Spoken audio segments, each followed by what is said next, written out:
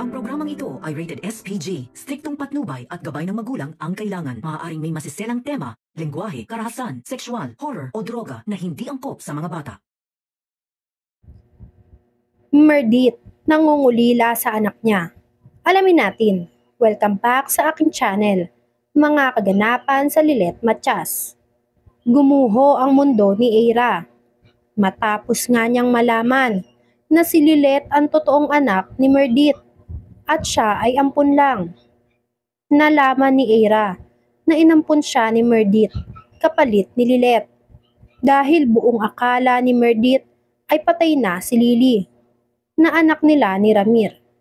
Sa kabilang banda nga, ngayon ngang alam na ni Merdit ang katotohanan.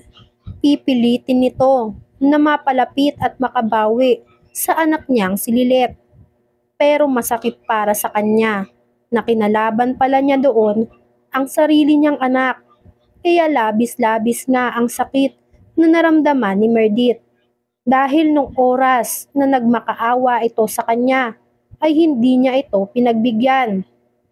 Bagkus nga ay mas pinanigan niya pa ang anak niyang isang si Eira. Matapos nga ang pagkikita ni Ramir at ni Merdit, tila gumaan na ang pakiramdam ni Ramir. Dahil sa wakas nga ay alam na ni Merdit ang katotohanan. Dahil hindi niya na kaya pang itago ang mga ito. Dahil mas maigi daw na ayusin na niya ang lahat bago pa mahuli ang lahat. Dahil sa ikli ng buhay, kailangan niya na daw maging tapat. Naggalit si Patricia dito kay Ramir dahil nalaman nito na nakipag-usap ito sa babae niya dati. Nagpaliwanag naman si Ramir na ginawa niya lang yun para malaman na ni Merdit na buhay ang anak nila at para na rin daw sa kapakanan ni Lilet. Lalong nagalit si Patricia dahil puro na lang daw si Lilet ang iniisip ni Ramir. Puro na lang daw si Lilet ang iniintindi nito. Samantalang, nandyan naman daw si Trixie. Nagalit si Ramir kay Patricia dahil anak din naman daw niya si Lilet at bakit kailangan niyang pagkaitan ng pagmamahal. Tuluyan ngang nagtalo ang dalawang mag-asawa. Samantala, dinakip na nga ng mga pulis itong si Nanay Chato sa kasong pagpatay sa manugang niya. Depensa ni Nanay Chato, pinagtanggol niya lang ang anak niya na si Langgay at ang sarili niya. Dahil pinagbantaan siya ng manugang niya na papatayin siya dahil sa pangingialam niya sa dalawang mag-asawa. Kaya naman nang mabigla nga itong si Nanay Chato ay bigla niya na nga lang natulak itong manugang niya dahil sa pag-aakala nga napapatayin siya nito. Kaya naman ang pagkatulak niya ay tumama ang ulo ng manugang niya sa weighing scale.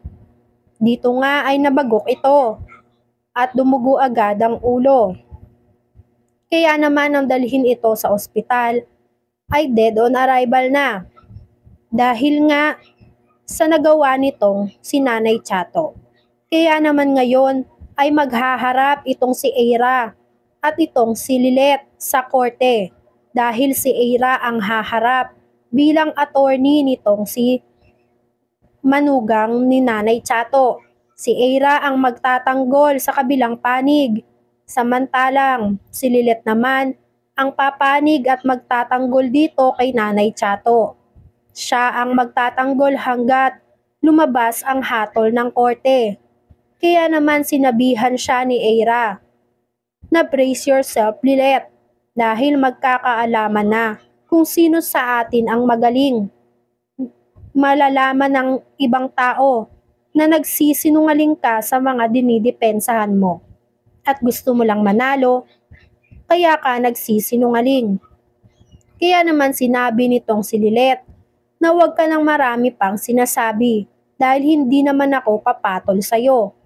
At gawin mo na nga lang ang lahat para manalo ka sa korte dahil hindi ko hahayaan na na magtagumpay ang mga kasinungalingan at kasamaan.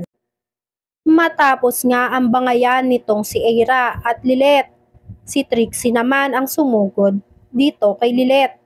Sinugod niya si Lilet at pinagsabihan na naman ng kung ano-anong masasakit na salita.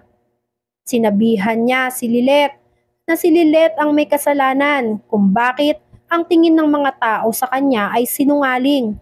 Ang tingin ng mga tao sa kanya ay nagpapa-victim lang, nagpapa-victim na ni-rape siya ni Ino.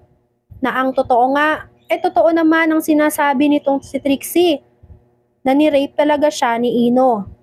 At magaling lang talagang magsinungaling itong si Ino.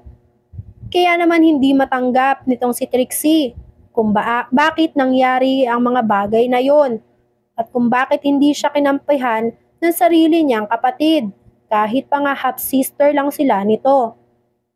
Nang mag-away nga ang dalawa ay pinipilit o pinipigil nga nitong si Lilet, itong si Trixie, na awayin siya. Dahil nga, ayaw niyang pumatol dito kay Trixie dahil alam niya ngang nai-stress lang ito sa mga nangyayari sa buhay niya. Hindi nga nagpaawat itong si Trixie. Biglang dumating itong si Bruhang Eira. At kinampihan niya itong si Trixie. Nagpakilala siya at nagbida-bida dito kay Trixie. Pinakilala niya ang kanyang sarili, ganun din nga itong si Trixie. Pinagtulungan nilang dalawa si Lilet. Sinulsula ng sinulsula nitong si Eira si Trixie para magalit ng magalit dito kay Lilet. Sinabihan niya si Trixie na dapat lang yan kay Lilet dahil hindi niya kinakampihan ang sarili niyang kapatid at kinampihan niya nga ang mga taong nagsisinungaling at ang mga demonyo. Kaya naman sinabi nitong si Lilet na tumigil na kayong dalawa dahil hindi naman ako papatol sa inyo. Nainis nga itong si Trixie kaya kumuha siya ng hose at iwinisik dito kay Lilet. Tuwang-tuwa naman itong si Eira sa ginawa ni Trixie kay Lilet dahil nakakuha nga ng kakampi itong si Eira laban dito kay Lilet. Dahil alam nga natin na itong si Eira ay galit na galit dito kay Lilet. Hindi nga natin alam kung nagsiselos lang ba siya o sadyang alam niya na nga na totoong anak nitong si Meredith, si Lilet. Kaya gano'n na nga lang ang inis niya dito. At pati na nga lang sa love life niya ay sinisisi niya ito na si Lilet ang totoong may kasalanan kung bakit nakipaghiwalay sa kanya si Bonnie. Dito nga ay tumulong na rin itong si Eira na basain itong si Lilet. Kaya naman walang nagawa si Lilet kundi ang magsisigaw at pigilan sila. Pero hindi na napigilan ni Lilet ang mga ginagawa sa kanyang pagbabasa ng dalawang maldita. Ano kaya ang mangyayari? Sino kaya ang tutulong kay Lilet para pigilan ang dalawang maldita? Yan nga ang mga kaganapan at mga dapat nating abangan dito sa Lilet Matchas. Kung gusto nyo pa ng mga gantong klaseng video, ay mag-subscribe at i-like itong video na to. Maraming salamat po.